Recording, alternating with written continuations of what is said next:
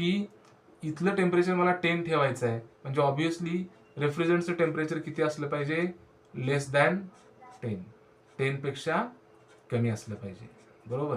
म्हणजेच lower temperature आणि pressure सुद्धा त्याचं काय असतं, लो असतं.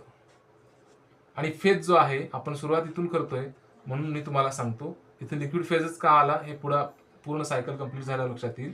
लिक्विड फेज मध्ये असतो तो, लो टेम्परेचर असतं, लो प्रेशर असतं, आणि असा रेफ्रिजरंट ज्यावेळी इव्हॅपोरेटिव्ह ट्यूब मधनं पास होतो. इव्हॅपोरेटिव्ह ट्यूब ज्या आहेत त्या एकतर कॉपर किंवा अल्युमिनियमचे बनवलेले असतात, हे असं सांगितलं तुम्हाला मी. त्यातून पास होत असताना हा लो टेम्परेचर लो प्रेशर असल्यामुळे आणि लिक्विड फेज मध्ये असल्यामुळे तो काय करतो, सभोवताली म्हणजे या कोल्ड स्टोरेज मध्ये या स्पेस मध्ये जी काही हीट आहे ती हीट तो स्वतः ऍब्झॉर्ब करतो.